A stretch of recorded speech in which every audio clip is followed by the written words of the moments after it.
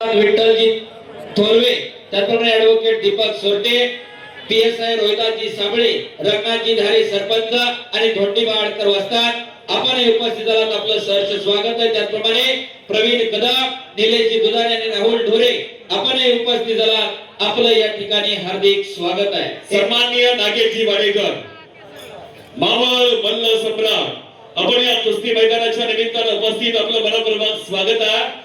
Mat विभागावरती दोन वाघिणी लढतात.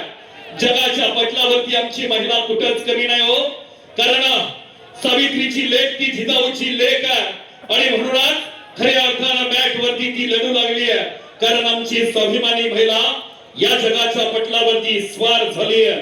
आणि याच निमित्तानं ज्येष्ठ नेते सन्माननीय तुकारामजी आजवले आपण या ठिकाणी उपस्थित आपलं मी मनपूर्वक स्वागत करतो.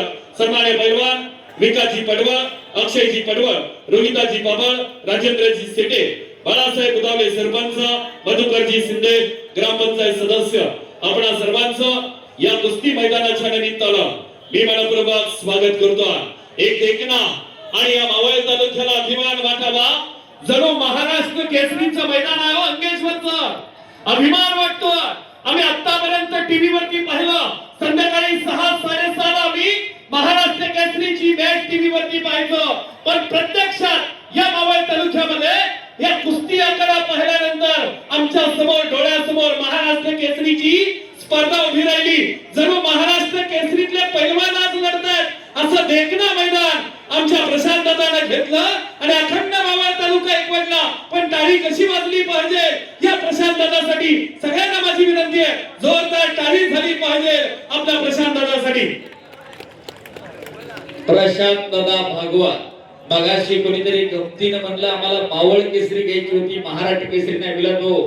खऱ्या अर्थानं महाराष्ट्र केसरीच्या तोला मोलाचं देखणं आयोजन आणि नियोजन या ठिकाणी प्रशांत दादा भागवत युवा मंचाच्या माध्यमातून होतंय.